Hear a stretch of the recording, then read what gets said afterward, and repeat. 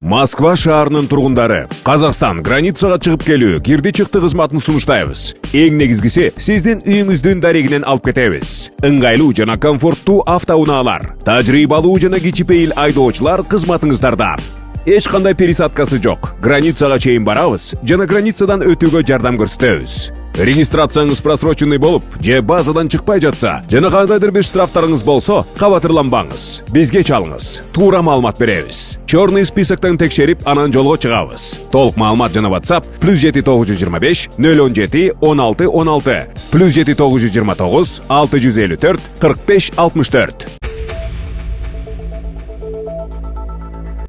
Ош шаарында мыйзамсыз кумар оюндары өткөрүлгөн мекемелер аныкталды. Бул тууралуу УКМКдан билдиришти. Маалыматка ылайык УКМК Ички иштер министрлигинин ички иликтөө кызматы менен биргеликте аймактагы кумар оюндарын мыйзамсыз уюштурууну аныктоо, алдын алуу жана бөгөт коюу боюнча жүргүзүлүп жаткан иш-чаралардын алкагында Ош шаарынын бильярд клубунун ичинде жана базардын аймагында тиешелүү лицензиясы жок кумар оюндарын мыйзамсыз жүргүзгөн мекемелерде, тактап айтканда русский лото оюндары уюштурулгандыгы аныкталды. Бул факты боюнча кылмыш иши козголуп, 29 февралда жүргүзүлгөн ыкчам иликтөө иш-чараларынын негизинде кумар оюндарынын уюштуруучулары кармалып, аталган жайлар мөөр басылып жабылган. Булак кабар кежи. Өлкө жетекчилиги менен байланышым бар. Активист Бекзат Өмүрбеков алдамчылыкка шектелип кармалды. Бишкек шаарында активист Бекзат Өмүрбеков алдамчылыкка шектелип кармалды. Бул тууралуу бүгүн 2-мартта Ички иштер министрлигинен билдиришти.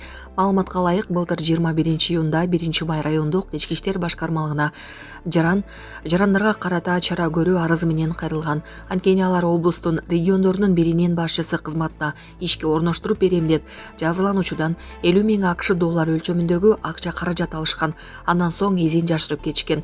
Аталган факты боюнча 1-май РИПнин тергөө кызматы тарабынан алдамчылык менен кылмыш иши козголгон деп жазылат анда. Тергөө жана акча эместөө иш-чараларынын жүрүшүндө 1992-жылы туулган Бекзат Өмүрбеков аттуу жаран кармалган. Ал убактылуу кармоочу жайына киргизилип, учурда анын ошол сыяктуу кылмыш фактыларын жасоого катыштыгы бар экендиги аныкталып жаткандыгы айтылат. Шектелген жарандын кылмыштуу аракеттеринен жабыр тартып же кандайдыр бир маалыматка ээ болсоңуз, төлөмөңкү телефон номерлери аркылуу билдирүүңүздү өтүнөбүз. 0700 00 20 20 жана 102 деп жазылат маалыматта.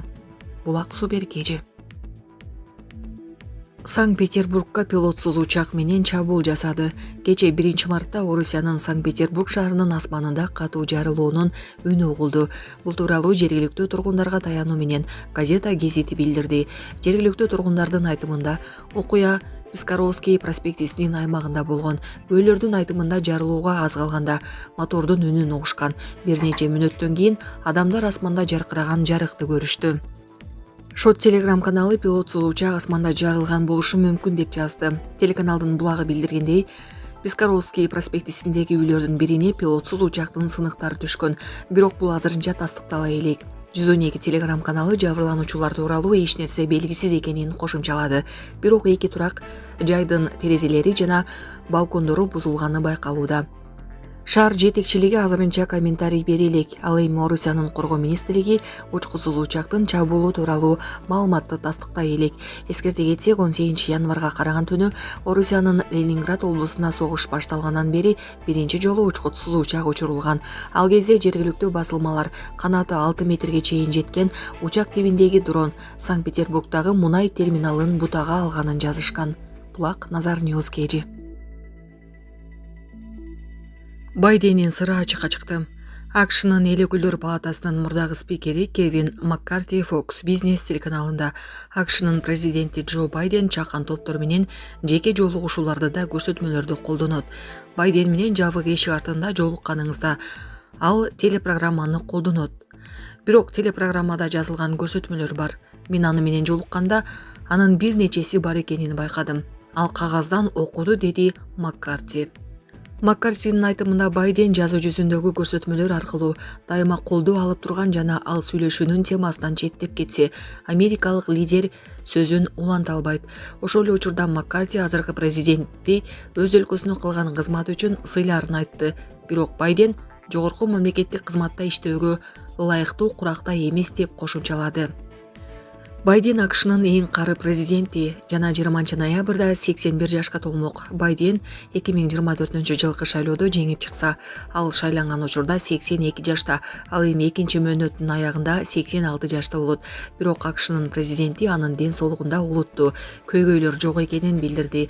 Ошол эле учурда анын айланасындагылар дагы жыгылып калуу же коомдук жайларда унутчаактык көрсөтүү коркунучун азайтуу үчүн профилактикалык иш-чараларды үзгүлтүксүз жүргүзүүгө милдеттүү. Белгилей кетсек, буга чейин Америка президентине уйкунун обструктивдүү апноэ синдрому диагнозу коюлган. Башкача айтканда, түнгө эс алуу учурунда дем алуунун капыстан кыскарышы же толук токтоп калышы эс тутумунун начарлашына жана ишинин төмөндөшүнө алып келгени айтылат. Булак Назар Ньюс KG. Медиа Бишкектеги көп кабаттуу үйдүн электр энергиясын, суусун өчүрүп, жашоочуларын күчтөп чыгарууда. Кала бийлиги кечээ 1-мартта Орто Сай базарынын жака белиндеги Сүйөркулов 16-1 дарегиндеги объектинин тургундарын чыгаруу процедурасын баштаган. Медиа ал имарат соода борбору катары курулгандыктан жашоого кооптуу деген жүйө келтирүүдө. Бирок жашоочулар анын төмөнкү кабаттары коммерциялык объект болорун, үстү жагы апартаментке ылайыкталганын айтууда. Муниципалитет көп балалуу, майыптыгы бар үй бүлөлөргө убактылуу жашап турууга батир сунуштаганын, бирок алар баш тартканын билдирди. Медиа муну турак жай катары колдонуу мыйзамсыз деп жатат, бирок ал жактан жашоочуларды күчтөп чыгаруу боюнча соттун чечими чыга элек. Бүгүн Бишкекте -6 градуска чейин суук болот. Булак Спутник KG.